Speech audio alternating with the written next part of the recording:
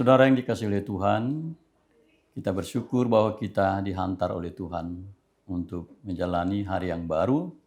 Dan sebelum kita mengawali seluruh aktivitas dan tanggung jawab kita sepanjang hari ini khususnya, kita akan disapa oleh firman Tuhan. Namun mari kita berdoa terlebih dahulu untuk memohon pertolongan Tuhan. Kita berdoa. Ya Allah Bapa kami yang di surga, kami bersyukur Tuhan atas hari yang baru, nafas hidup yang Kau beri. Dan sebelum kami mengawali seluruh aktivitas yang Tuhan percayakan bagi kami, biarlah firman-Mu akan menyapa kami, agar kami hidup dalam kekuatan firman Tuhan. Dalam Kristus Yesus kami berdoa. Amin. Saudara yang dikasihi oleh Tuhan, firman Tuhan yang menjadi dasar perenungan kita pada saat ini tertulis dalam Mika 4 ayat 1 yang berbunyi demikian.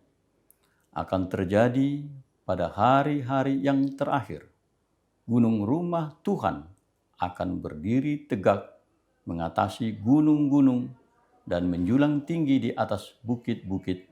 Bangsa-bangsa akan berduyun-duyun ke sana. Demikian firman Tuhan. Ibu bapa dan saudara yang dikasihi oleh Tuhan, ketika Nabi Mika bicara tentang hari-hari terakhir, maka pikiran kita diarahkan untuk memahaminya sebagai akhir dari zaman atau masa kedatangan Mesias, sebagaimana juga pada bagian lain disampaikan dalam kitab Hosea. Misalnya Hosea 3 ayat 5 berkata, sesudah itu orang Israel akan berbalik dan akan mencari Tuhan, Allah mereka, dan Daud Raja mereka. Mereka akan datang dengan gemetar kepada Tuhan dan kepada kebaikannya pada hari-hari yang terakhir. Saudara yang terkasih, teks ini bisa jadi sebagai suatu visi yang secara simbolik menyebutkan tentang gunung rumah Tuhan yang akan berdiri tegak mengatasi gunung yang menjulang tinggi. Dan ini menunjuk kepada peninggian hadirat dan kerajaan Allah yang mengatasi segala kerajaan dan kekuasaan di bumi. Bangsa-bangsa di bumi berduyun-duyun ke sana. Mika sebagai nabi yang hidup pada abad ke-8 sebelum Masehi dalam kerajaan Yehuda, dan kondisi pada zaman itu ditandai dengan krisis moral yang parah, ketidakadilan sosial, dan penindasan terhadap rakyat, penyembahan berhala, tetapi juga adanya ancaman invasi militer dari Kekaisaran Asyur. Nah, sebagai nabi yang berasal dari kalangan rakyat, ia sangat memahami kondisi real masyarakat berkaitan dengan penderitaan mereka ketika itu. Dalam konteks masyarakat yang hidup dalam berbagai kondisi sulit dan ketidakstabilan, nubuatan Nabi Mika ini menawarkan harapan pemulihan dan mendorong masyarakat untuk menjadikan nilai-nilai ilahi sebagai pusat kehidupan. Sekalipun visi masa depan yang dikemukakan Nabi Mika tidak serta-merta terjadi ketika itu juga, namun Tuhan berdaulat akan memerintah dan mengatasi segala bangsa-bangsa. Saudara yang dikasihi oleh Tuhan, dalam kondisi yang kita hadapi sebagai warga bangsa yang sekaligus hidup dalam konteks global, kita tidak lagi melihat persoalan yang kita hadapi sebagai persoalan lokal atau domestik saja. Sebab ketika krisis misalnya melanda suatu negara atau kawasan regional, maka akibatnya akan dialami oleh seluruh warga bangsa secara global.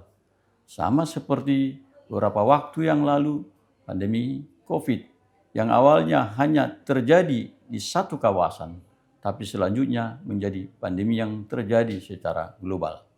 Nah, dalam perspektif sedemikianlah kita memahami juga bahwa kekuasaan Tuhan mengatasi segala persoalan bangsa-bangsa. Saudara yang terkasih, apa yang diungkapkan oleh Nabi Mika ini sesungguhnya menyadarkan dan mengarahkan pemahaman iman kita akan kedaulatan Tuhan Yesus yang memiliki segala kuasa, sebagaimana Ia sendiri pernah berkata, "Kepadaku telah diberikan segala kuasa di surga dan di bumi." Matius 28 ayat 18. Nah, perkataan Yesus ini jugalah yang dimaknai secara dalam oleh Paulus untuk menggambarkan keadaan pada akhir zaman ketika ia berkata, "Itulah sebabnya Allah sangat meninggikan dia dan mengaruniakan kepadanya nama di atas segala nama, supaya dalam nama Yesus bertekuk lutut segala yang ada di langit dan yang ada di atas bumi dan yang ada di bawah bumi, dan segala lidah mengaku Yesus Kristus adalah Tuhan bagi kemuliaan Allah Bapa." Filipi 2 ayat 9 sampai 11. Saudara terkasih, apa maknanya nas ini bagi kita saat ini?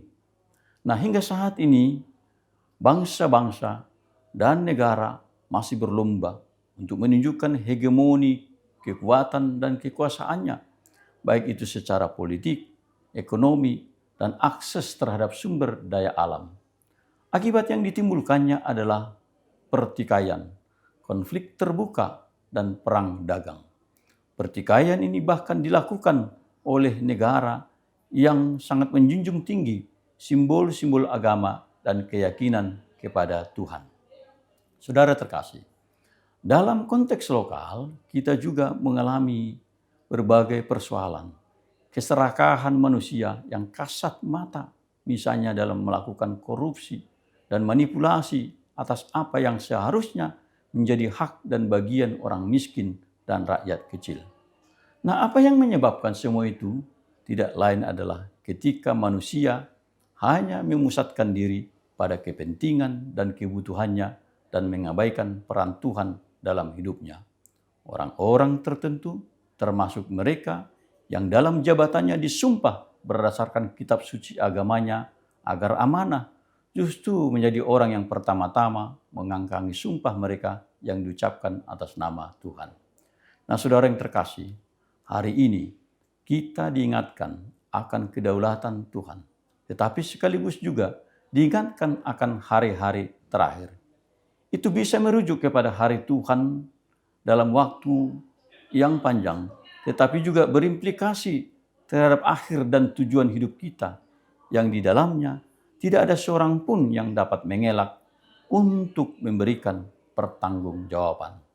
Tetapi hari ini adalah juga masa anugerah bagi kita, saudara, sebagai kesempatan hidup yang mengingatkan kita untuk selalu menempatkan Tuhan sebagai pemilik otoritas atas hidup kita.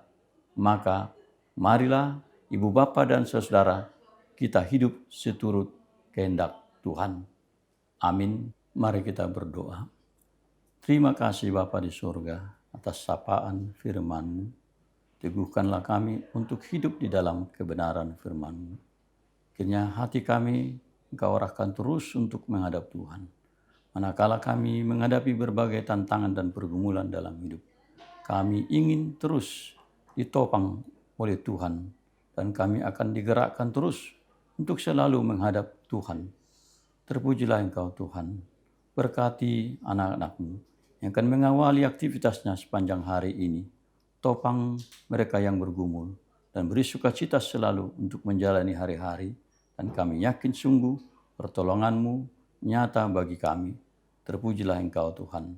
Dalam Kristus Yesus kami berdoa. Amin. Anugerah Tuhan kita Yesus Kristus, kasih setia dari Allah Bapa, dan persekutuan dalam kuasa Roh Kudus-Nya memberkati kita dari hari ini sampai sepanjang masa. Amin.